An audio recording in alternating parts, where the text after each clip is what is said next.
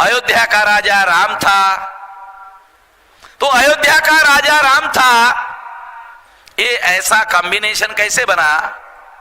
तो महापंडित राहुल सांकृत्यायन, जो आजमगढ़ का केदारनाथ पांडे नाम का ब्राह्मण है, उसने ओल्गा से गंगा नाम का किताब लिखा। उस किताब में उन्होंने लिखा कि पुष्यमित्र शुंग के दरबार में वाल्मीकि राजकवि थे और पुष्यमित्र शुंग को सामने रखकर उसने रामायण लिखी। रामायण का राम कोई और नहीं था, पुष्यमित्र शुंग ही था।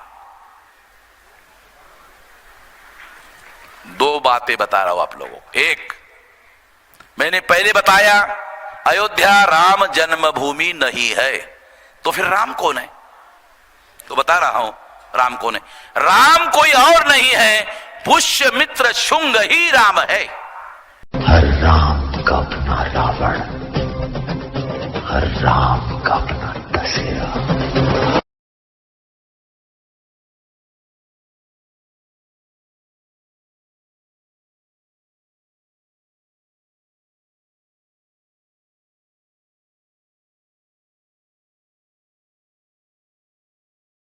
तो राम जो है वही पुष्यमित्र शुंग था, और पुष्यमित्र शुंग ने अपने आप को खुदा बनाने के लिए, भगवान बनाने के लिए राम का परिकल्पना किया। ये इल्ज़ाम लगाते हैं बामसेफ के तथाकथित राष्ट्रभक्त बामसेफिए।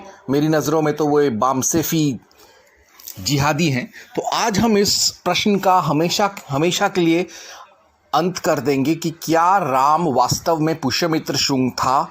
क्या पुष्यमित्र शुंग ही वास्तव में राम था? आज के इस प्रेजेंटेशन के बाद कभी भी वामन मेश्राम जैसे बामसेफी सड़क छाप कुत्ते ये कह नहीं पाएंगे। तो पहला कॉमन लॉजिक मैं ये देता हूँ कि पुष्यमित्र शुंग वो इंसान था जिसने उन बौद्धों का सर कलम कर दिया था जिन्होंने यवनों यानी ग्रीक्स का मदद किया था वापस से भारतवर्ष पर कब्जा जमाने में। उन्होंने जितने भी बौद्ध मठ थे जहाँ पर यवनों को आश्रय दिया गया था हिंदुस्तानियों के खिलाफ लड़ने के समय, उन सारे मठों को भी उन्होंने ख़त्म कर दिया था। यवन आक्रांताओं और उनके बौद्ध सहयोगियों के मौत का दूसरा नाम पंडित पुष्यमित्र शुंग था।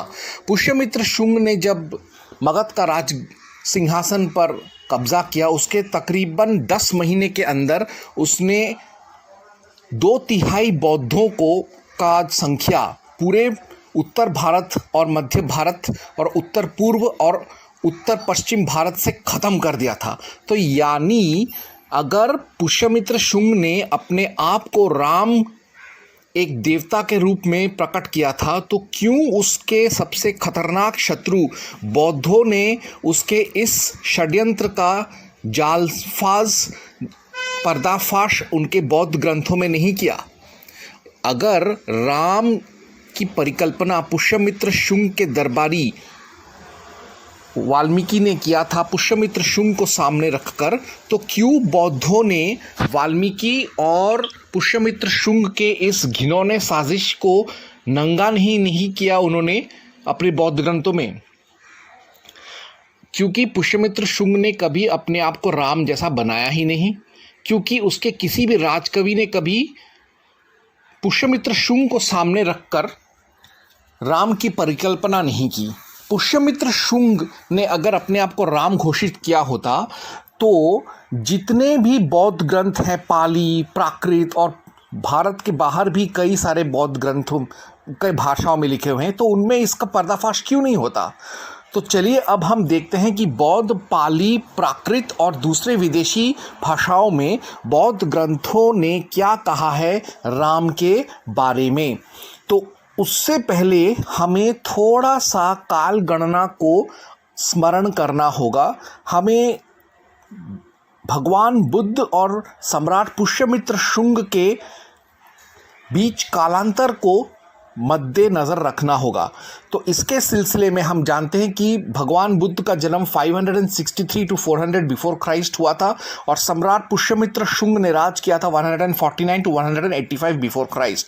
अर्थात बुद्ध कम से कम 400 साल पहले पैदा हुए थे पुष्यमित्र शुंग के, और बौद्ध धर्म कम से कम 400 से 300 साल पहले से चल रहा था जब पुष्यमित्र शुंग ने राजगद्दी संभाला। तो इस कालांतर को हमें समझना, इस कालांतर को हमें जानना बहुत ज़रूरी है। यानी बुद्ध जो थे वो पुष्यमित्र शुंग के समकालीन नहीं थे, उनके कम से कम 300 से 400 साल पहले पैदा हुए थे। अब इसी बात को ध्यान में रखते हुए हमें देखना पड़ेगा कि बौद्ध धर्म में राम को एक ऐतिहासिक राजा और एक ईश्वर अवतार दोनों के रूप में माना गया है। इनफैक्ट उनको उस एक ही इंसान राम को भगवान और राजा दोनों माना गया है। ऐसा नहीं है कि किसी बौद्ध ग्रंथ में उन्हें राजा और कहीं पर उन्हें ईश्वर का पदवी दिया हो, नहीं। बौद्ध ग्रंथ में एक ही श्वास में उनको ईश्वर और राजा दोनों माना गया है। अब हमने देखा कि बुद्ध जो थे वो कम से कम 300 से 400 साल पहले पैदा हुए थे, पुष्यमित्र शुंग से पहले पैदा हुए थे। तो उनके एक मंत्र या श्लोक कह लीजिए, उनके एक वचन में बुद्ध ये कहते हैं कि उनके एक पूर्व जन्म में, पिछले जन्म में वे राम बोधिसत्व या राम पंडित के रूप में या राम राजा के रूप में वो पैदा हुए थे। यानी बुद्ध ऐसा खुद कहते हैं। ऐसा नहीं था कि बुद्ध ने किसी और को बोला, उसने किसी कुछ और लिखा, ऐसा नहीं। बुद्ध ने अपने मुंह से ये बात कहा था और जिसे उनके बौद्ध शिष्यों ने लिखा, और ये बात आता है दशरथ जातक के 461 श्लोक में, जिसमें बुद्ध कहते हैं कि वो पिछले एक जन्म में महाराजा राम पंडित के रूप में पैदा हुए थे और उस समय दशरथ उनके पिता थे, महामाया उनकी माता, राहुल की माता थी सीता, आनंद बन गया था भरत, और वो खुद पैदा हुए थे राम की तरह। एक और किताब पाया जाता है लंका का सिनेहाली थेरावाड़ा बौद्ध पंथ के एक ग्रंथ में ये कहा जाता है कि जब राम रावण युद्ध होने वाला था, तब राम और रावण के बीच में सुलह करने के लिए, रावण को उसकी गलती का एहसास दिलाने के लिए बुद्ध ने समय से पहले ही एक बोधिसत्व का रूप लेकर उन्होंने रावण के सामने गए थे और उन्हें समझाने का कोशिश किया, लेकिन वो नाकाम हुए। ये घटना लंकावतार सूत्र अध्याय 12 में लिखा हुआ है और उसमें वो यानी बुद्ध जो है वो कहते हैं कि वो ही राम देवता होकर पैदा हुए थे। वो ऐसा कहते हैं रावण को, ताकि रावण अपनी गलती का समझ सके और वो सुधर जाए, लेकिन वो नहीं हुआ। अब एक और ग्रंथ पाया जाता है जो चीना और तिब्बत में बहुत ही मशहूर है। इस ग्रंथ को पाली में भी पाया जाता है, प्राकृत में भी पाया जाता है, संस्कृत में भी पाया जाता है, तिब्बती भाषा में भी पाया जाता है और चीना भाषा में भी पाया जाता है। और इस ग्रंथ में रामायण को एक ऐतिहासिक ग्रंथ, एक ऐतिहासिक पुस्तक, इतिहास का एक किताब के रूप में उसे तवज्जो दिया गया है, उसे महत्व दिया गया है, ना कि कोई मिथक कविता के रूप में। और उस किताब का नाम है महाविभाष सूत्र। यहाँ पर उसका चीनी अनुवाद और अंग्रेजी अनुवाद का थोड़ा सा मैंने जिक्र किया है, जहाँ पर रामायणमन नाम से रामायण को पुकारा गया है और राम को रामन बुलाया गया है चीनी भाषा में। तो चीना लोग अपनी चीनी भाषा में भी रामायण को एक इतिहास का किताब मानते हैं, ऐतिहासिक धर्मग्रंथ मानते हैं और राम को एक ऐतिहासिक मर्यादा पुरुषोत्तम राम राजा ईश्वर का अवतार मानते हैं। इतना ही नहीं, सुदूर बौद्ध देश लाओस में भी राम को एक ऐतिहासिक राजा माना जाता है जो कि ईश्वर के अवतार थे और उनके कृत्यों को, उनकी वीर रस गाथाओं को लाओस के योद्धाओं के लिए प्रेरणा स्रोत माना जाता है। तो यदि राम मिथक होता तो दूर सुदूर के लाओस के बौद्ध राम को इतना महत्व क्यों देते? अब आप ये पूछेंगे कि प्रमाण दिखाओ कि लाओस में भी राम और रामायण का डंका है, तो मैं आप लोगों से कहूँगा कि आप लोग वहाँ पे व्यापक बुद्धिस्ट रामायण को लोग कहते हैं फ्रालाक फ्रालाम, और इसे भारत में अंग्रेजी में अनुवाद किया है सच्चिदानंद सहाय ने द बुद्धिस्ट रामायण फ्रालाक फ्रालाम। तो इसी से मैं आपको साबित करके बता दिया कि दूर सुदूर लाओस में भी, जहाँ पर हिंदू धर्म का उतना प्रभाव नहीं है, ब्राह्मणों का कभी प्रभाव नहीं था, वहाँ पर भी राम को ईश्वर के रूप में मानते हैं।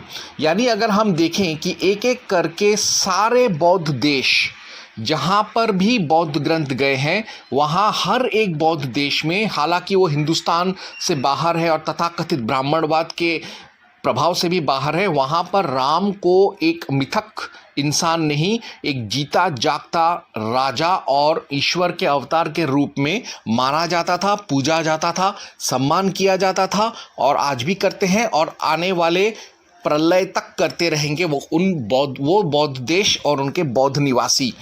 बौद्ध समाज में थाईलैंड में राम को माना जाता है, कंबोडिया में उनको माना जाता है, मलेशिया के रामायण का भी हम गुणगान जानते हैं। हालांकि मलेशिया एक मुसलमान देश है, लेकिन मलेशिया के मुसलमान और मलेशिया के बौद्ध भी राम को और रामायण को मानते हैं।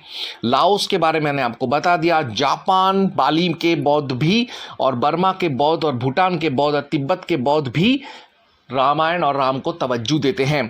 थाईलैंड तो इस सिलसिले में सबसे बड़ा चढ़ा है। थाईलैंड का जो राजवंश है वो खुद को रामवंशी कहते हैं। वो कहते हैं कि हम राम के ही वंश के उत्तराधिकारी हैं, इसीलिए वो अपने नाम के आगे पीछे राम लिखते हैं। और उनके पुराने राजधानी का नाम था अयुथाया आज, और उनका जो वंश है वो दरअसल चक्री वंश है, लेकिन वो लोग अपने नाम के आगे राम लिखते हैं। जैसे Ram first, Ram second, Ram third, Ram fourth, Ram fifth, Ram sixth, Ram seventh, Ram eighth, Ram ninth, Ram tenth. अभी रामा द टेंथ महावजीरा लोंगकॉर्म का राज चल रहा है।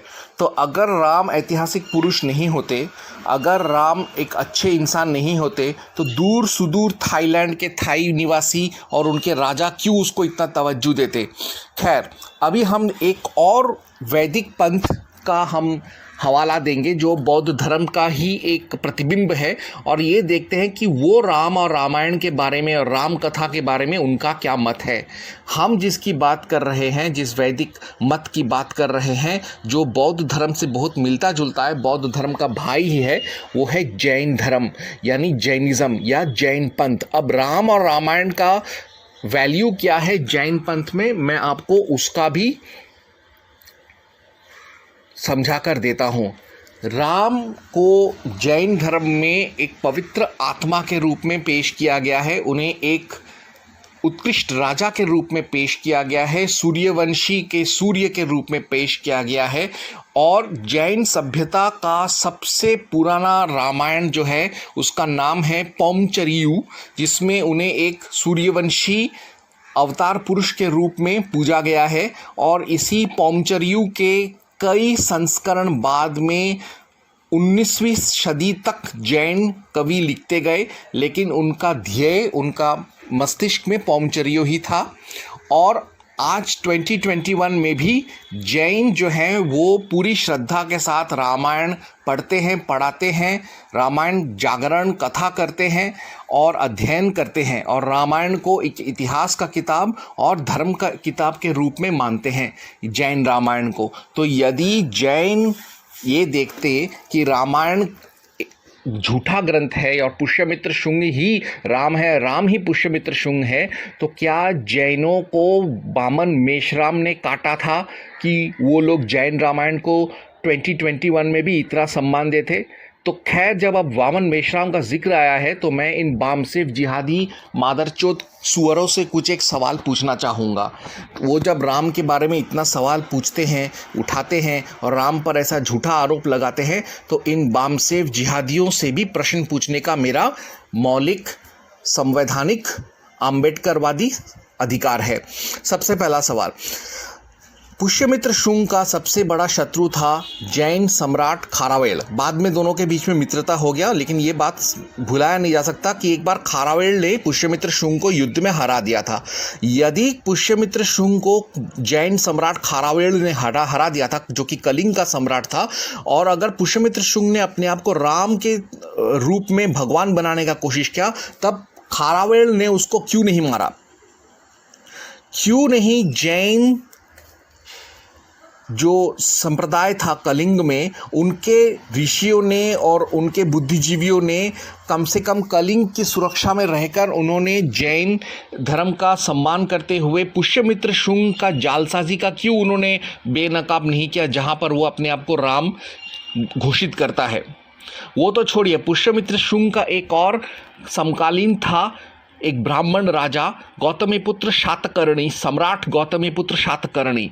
यदि पुष्यमित्र शुंग ने अपने आप को राम के नाम से ईश्वर बनाने का कोशिश किया, तो क्यों इस महान शक्तिशाली ब्राह्मण सातवाहन वंशी गौतमीपुत्र शातकर्णी ने उसका सजा नहीं दिया? पुष्यमित्र के मरने के बाद भी एक और बौद्ध राजा हुए थे, हर्षवर्धन।